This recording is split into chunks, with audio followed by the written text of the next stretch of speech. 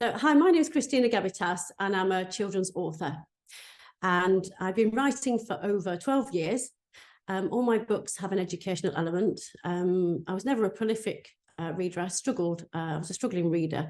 So I like to put lots of audio and visuals with my stories to help children read along and understand things better, because we all come on at different stages, we're all different. And that's what I say to children when I go into schools.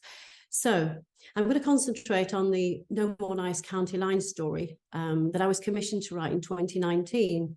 And that was a back of a result from my Share Some Secrets story that encourages children to speak up about abuse.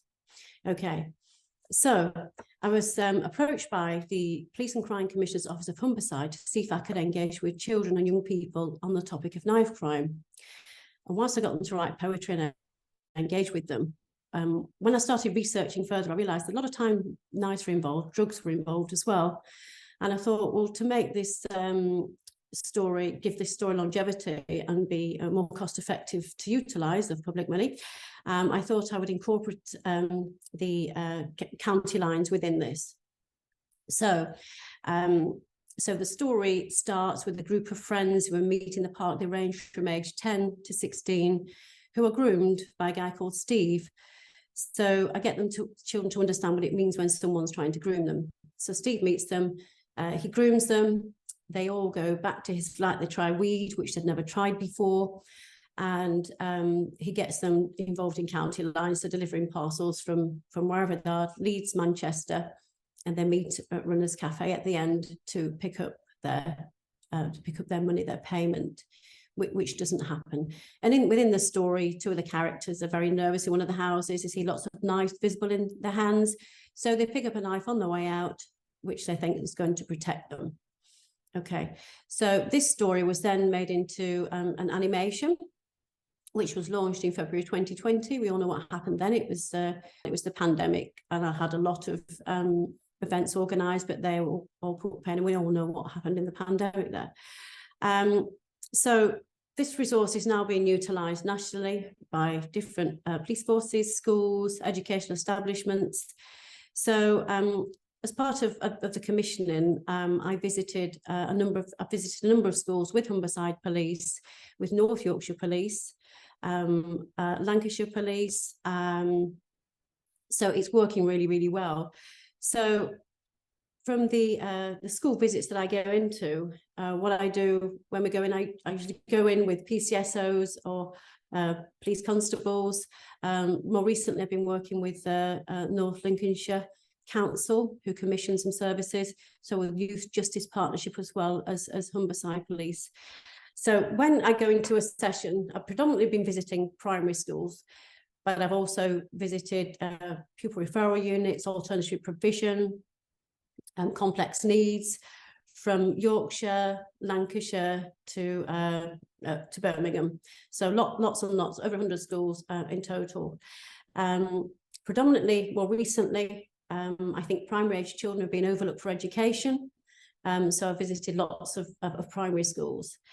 And so I go from an author's perspective, so they know where I'm coming from. I talk a little bit about my work as an author. All my books have an educational element.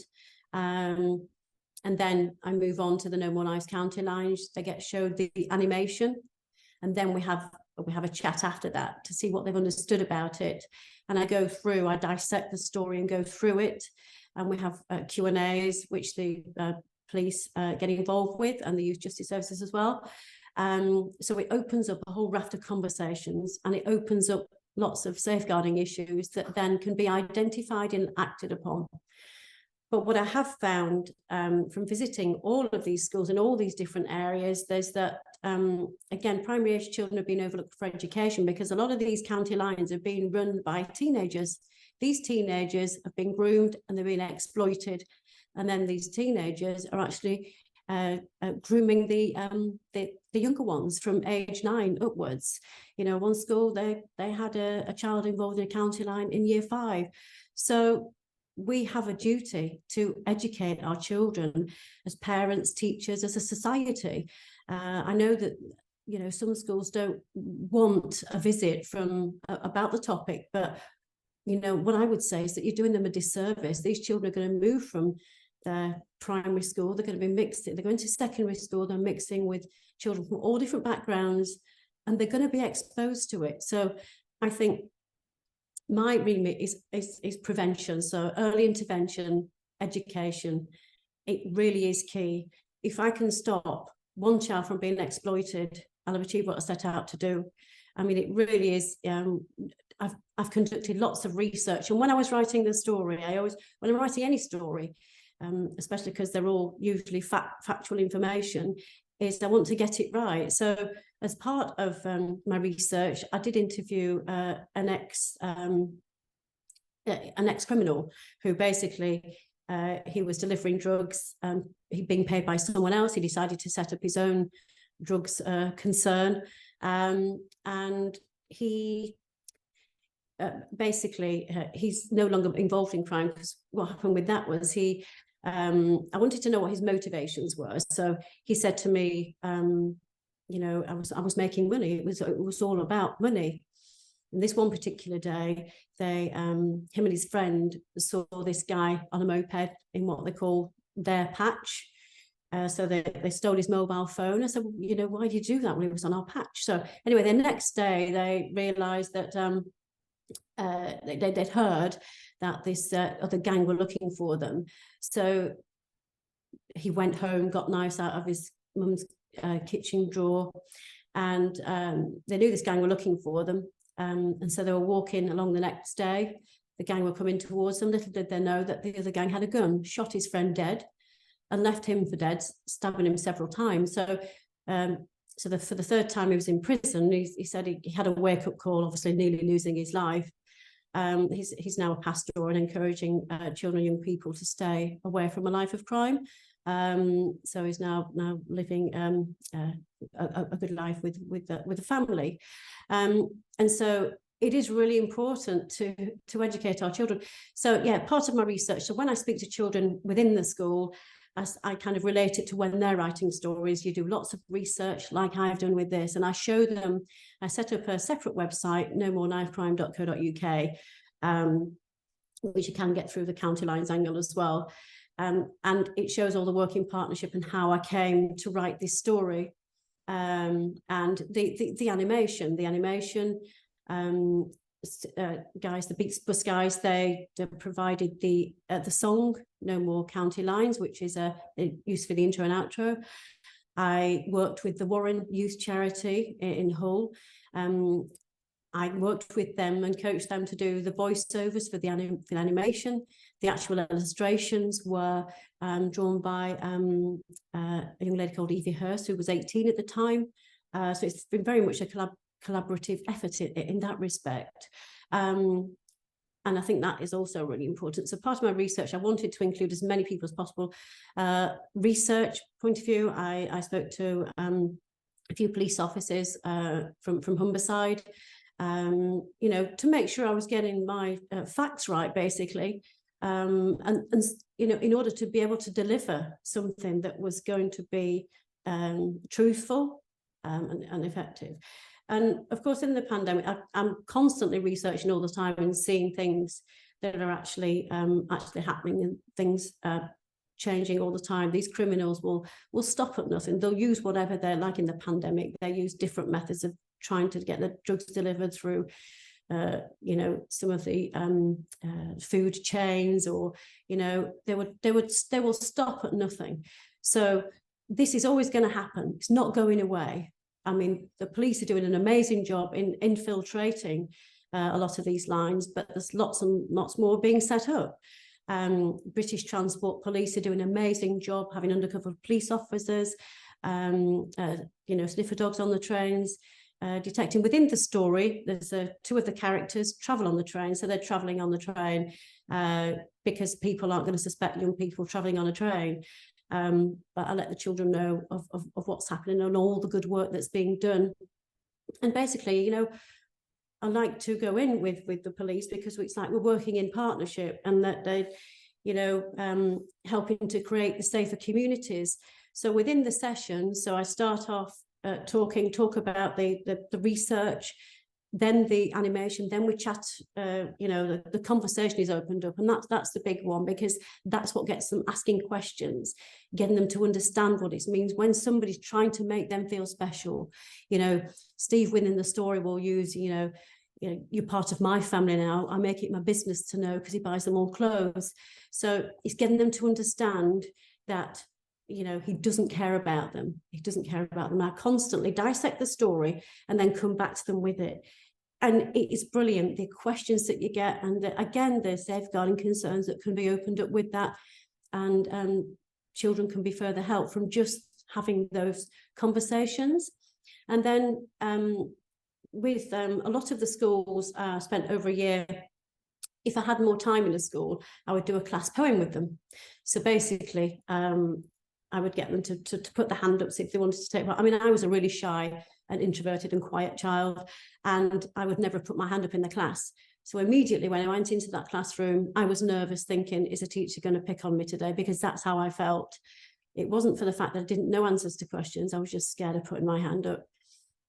So I always say to children, look, I'm not going to pick you out. I'm really honest with them. If you want to take part, put your hand up. I say to them, because you're not putting your hand up, it doesn't mean you're not learning, and that's absolutely fine. We're all different, because that's what I was like. And so as a collaborative effort of all these children in these schools, I've put a synopsis of the story together in the form of a poem, which actually depicts and is a summary of the story. So at the end of the session, we all recite this poem together. Unless I have more time within the school, we can do a separate poem. And then they take away a copy of the actual comic strip story themselves, which in turn helps to get that out into the communities, because they can then discuss the story with their parents. They can watch the YouTube animation freely available. So it helps to get that education out there within the communities. But what I am finding also is that teachers are appreciative of it, because sometimes they're not aware of what's going on or how to approach it. So it's good for them. So first and foremost, it's educating the children. It's helping the teachers to get the message out there. And it's taking it out there into the homes of the parents that need to understand actually what's going on. And with that, so I've started to give the poem with them to take home as well. But what was really wonderful last week, as well as getting a phone call from the head of a safeguarding lead, who said that a school had been in touch to say, thank you so much, you've actually helped to change some of the children's mindsets. So these are year sixes. So that was really rewarding. Then I was in another school who said, there was a teacher there, and she said, oh, you were in my son's school yesterday. He absolutely loves your session. He loves you. He said, you've made such an impression on him. He keeps pressing this comic in my face and made me watch this video. He said, and it's brilliant. She said, you know, it was absolutely a really good thing to do, because we do need to educate our children. She was a teacher and her son was at another school within that particular area. So it's helping. I know it's only a small thing, but if we can, the early intervention, the prevention really is key. And I think I do get quite incensed sometimes when I see there's lots of organisations set up to discuss what needs to be done, what the statistics are, what's happening. It's like, that's good, but who's actually delivering something? Who's actually taking action to deliver and try and educate these children, rather than I much prefer trying to deal with the situation than trying to pick up the pieces afterwards. But we need to educate, and more money needs to be spent at that early intervention stage than again trying to pick up the pieces afterwards. You know, it really is important to educate children from primary age, and I want to get that message across. And even more so now, because the criminals are finding different ways. I talk about the cannabis edibles, I talk about cannabis, what that can do to the brain, how it affects the brain. I don't go into detail. It's kind of get them to understand what drugs can actually do to your brain, in that letting them know that actually you're not in control when you're smoking a spliff or you're doing whatever. And I talk about the sweets as well. So I do brush upon that as well. So it's actually getting them to understand, but it is working really well. And I find the work really rewarding. And I just absolutely love the impact that it's making at the minute. I mean, I did a couple of sessions free of charge to begin with, because I wanted to know myself that it worked. because I don't want to waste people's time, waste people's money, and do something that's woolly, that's just going to be a one-hit wonder, like, oh, get a load of kids in here, show them this, out you go. No, I want something that's actually going to be memorable for them. And I think the most powerful way to do that, especially with primary age children, is through the power of storytelling. And to be fair, through adults as well. They're more likely to be receptive and be more memorable. So I'm going to read you the poem that we read at the end. That has been a collaboration of the children's words over the past year. So it's called No More Nice County Lines. We were in the park after school. A guy approached us. We thought he was cool. He befriended us and talked about drugs. He invited us to meet his friends. We were mugs. He started to groom us, but we didn't know, or we wouldn't have agreed to go. Little did we know we were being controlled by the leader of a gang with events about to unfold. He showed us all his riches and cash. All we had to do was move his stash. He offered us money and led us like sheep to deliver drugs from street to street. We followed his lead using a taxi and train to transport all the harmful cocaine. Feeling frightened, Jamie picked up a knife. It was the worst decision of his life. Steer clear of a county line. Stay away from a life of crime. So that can be really powerful when you get them all reciting that together. Again, that's good for the school. It's good for the learning. It's good for literacy. It's good for choral reading. I'm a big believer of that anyway. So you get them from the shy child to the child who's really confident. They can all be together, read together, all getting that same message across, and they love it. It becomes a competition with them as well. So I get them to take that home. And also within the in the back of the book, there is a sheet that directs them to organisations to reach out to, which is Crime Stoppers, the NSPCC's Childline. I always say to children, just remember, if you don't feel like you can talk to anyone, that Childline is there for you 24 hours a day, 7 days a week, no matter what. Never feel like you're alone. And so there's numbers, and there's frank.com in there. It tells them all about the different drugs. And so it's really useful for them to take this home. And I have had some messages from parents and children via the YouTube channel, which is just on Christina Gabbitas YouTube, to say, hi, it's Brad from such a place, or hi, it's the ginger lad from this place. Because they asked me if they could go on and show the parents and watch it again, because they thought it was cool. So when I do go into schools, it's like, oh, is this a true story? And I said to them, look, I said, it's a fictitious story, but this does happen. I said, because of the research I conducted, this does happen, and it is still happening now. So it really is having that positive impact. And as I said, I've been doing a lot of work with North Yorkshire Police. They commissioned me to go into a lot of schools with them, visiting throughout North Yorkshire, all over, and it's had such positive impact. So North Yorkshire Police, Humberside Police really realise how primary age children have been overlooked, and we do need that early intervention and education. They've all been really supportive, all the PCSOs, police constables, and they've been brilliant, and it's helping to promote that safer communities. And what I have found is, when I am going into these schools where they have a PCSO or police constable attached to the school, the kids absolutely love them. It's like they want to speak to them. And I think that's really good to help create that safer communities.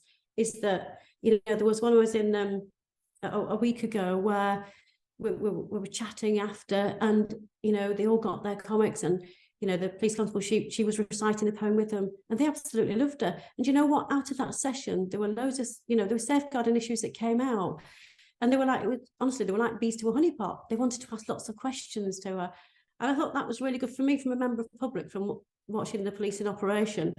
I think those relationships with schools in the communities is hugely important.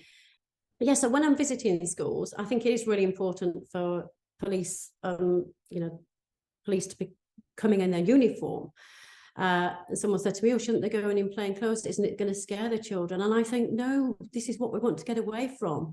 Would you have a firefighter go in to talk about, about what they do, not in uniform? would you, you know, anybody that wears a uniform, they should go in that uniform, because, you know, I say to children, they're part of our communities. They're your parents, they're your aunties, your uncles, your grandparents. I think that's really important that they do go in the uniform to dispel that myth. Oh, I'm scared, it's the police. It's all about, you know, we need that respect element. I get that, but I think it's important that they do have the uniform on, because they should feel like they can approach and not be scared.